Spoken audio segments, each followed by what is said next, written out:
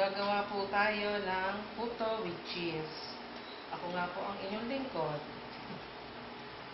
Mag-uumpisa po tayo sa mga ingredients na ito ng puto with cheese. Number 1, ito po ay 2 cups all-purpose flour and 1 tablespoon of baking powder and 1 cup sugar. Ito po siya. And then, half cup evaporated milk. Ito po siya. And half cup of margarine. Tinunaw ko na po siya para madali po siyang ma-mix. Kaya ko siya tinunaw na agad. Pwede naman hindi siya tunawin, kaso wala po tayo kasing pang mixer. And then, 1 cup of water. Ito po siya ang tubig po natin. Especially, kailangan natin ng cheese. Pang-toppings po siya sa gagawin po nating puto. At ang ating may huwagang hulmahan. Mag-start na po tayo kung paano gumawa ng puto. Nasabi ko na rin po itong 2 beaten egg na na-beat ko na po siya. And ilalagay ko po ang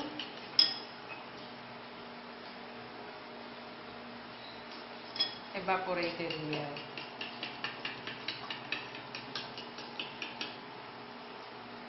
Ayan po siya. Ilagay tayo ng evaporated milk. Ihalo. And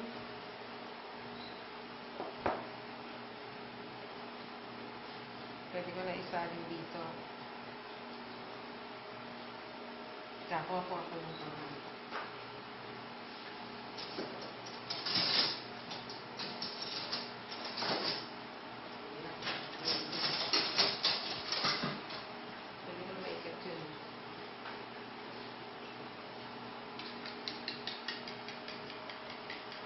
Then, lalagay ko na po ang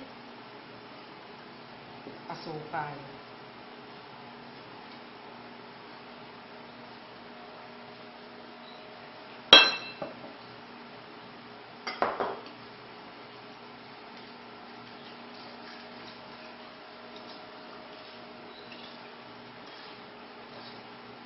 Pagkatapos, dito ko siya haluin sa kabilang bowl. Kasi masyad siyang maliit pa. Pwede naman dito ko isalin sa kanila. Okay, tayo na.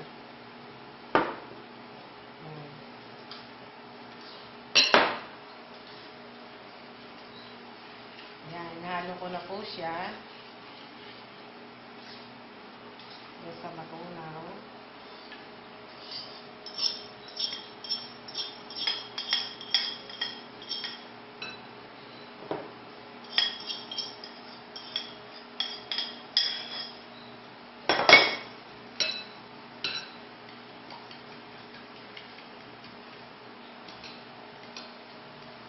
Then, ilalagay ko po itong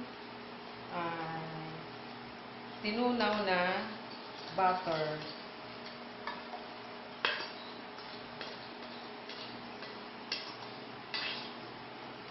Ano po siya? Half cup butter.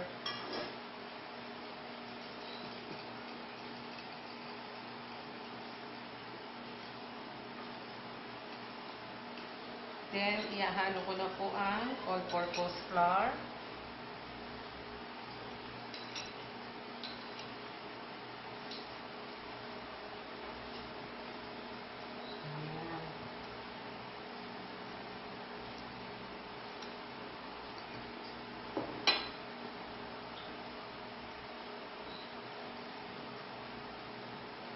Sasabay ko na rin po ang baking powder. Kasi po, wala po tayong panghalo, kaya ito na may huwagang panghalo. Halo-haloin lang ng ganyan. Kaya po natin yan. Yan, ganyan.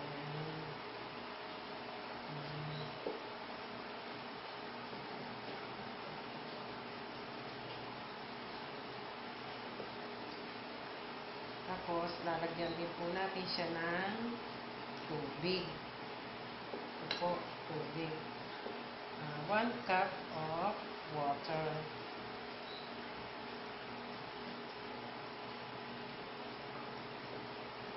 Dahan-dahan lang muna ang paglagay. Kasi po, baka masyadong magmang.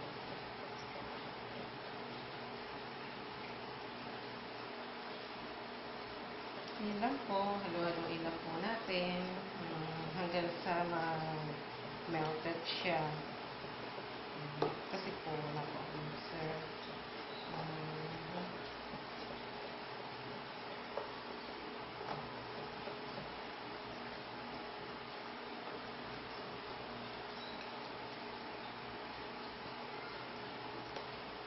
Kasabihan nga po tayo, ang taong kaluwete, sarap magluto. So, siya na po, kaluwete. Hindi lang naman po ako ang kaluwete.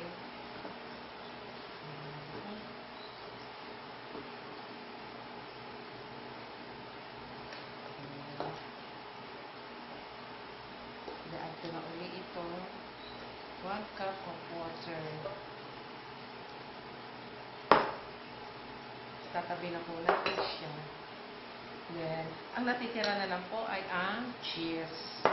Kasi po, after po niyan, after po nito, ililipat na po natin siya dito sa mold.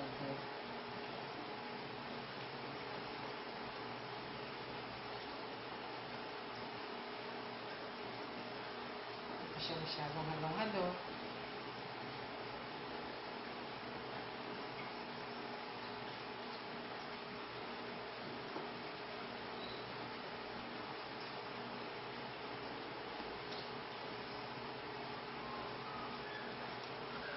Hanggang haluin po natin ang haluin hanggang sa pino na siya. Then, pagkatapos nito, transfer po natin siya dito. Tapos, isasalang na po natin siya ng mga 15 minutes. 10 to 15 minutes.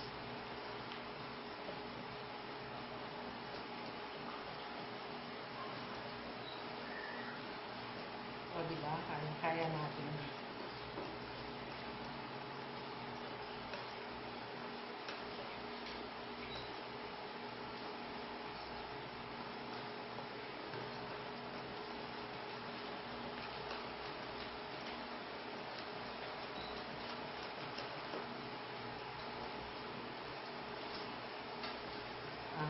Pagkatapos, halo ng ihalo. Haluin lang po ng haluin mabuti para kita nyo po yan. Medyo namimix na siya ng mix na mix. Yun ang kailangan talaga. Paano gumawa ng puto with cheese? Yun lang. Ganito lang siya kasimple. Sasamahin mo lang siya.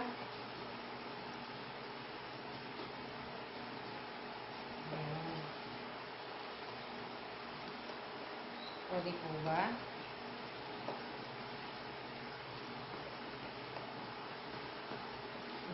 Pwede po kayong umorder sa akin pagka gusto ninyo.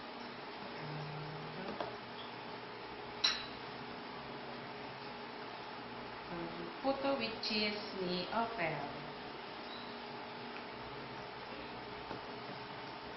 Haluin lang ng ganyan.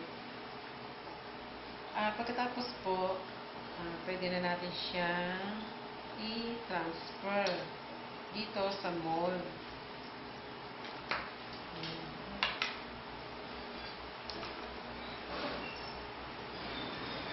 siya. Transfer po natin. Ayan. Hindi po natin masyadong pupunuin kasi pagkasilalan po natin siya, aalsa pa po siya. Medyo aalsa pa po yun. Tatulakot siya. Ayan. Hindi po natin siya gano'ng pupunuin kasi lalagyan po natin siya ng cheese.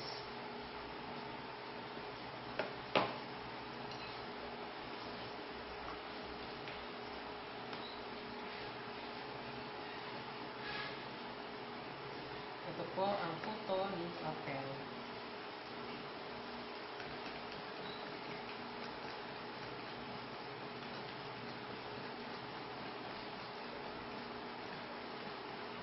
Pwede pong itapis na yung cheese.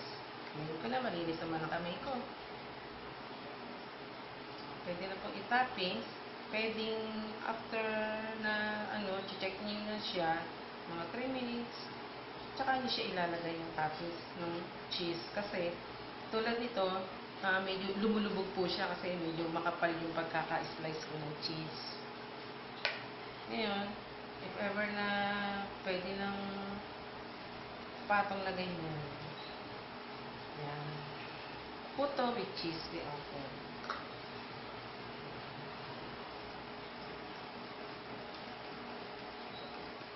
Yan guys, pwede na natin isalang.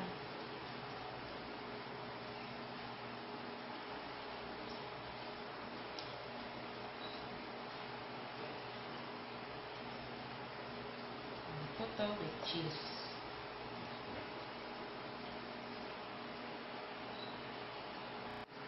Ito na po ang puto cheese na nilagay natin dito sa maliit na cup na to. Ngayon, sasalang na po, nilagay ko na po dito yung sa steamer. Sasalang na po natin siya sa steamer. Okay.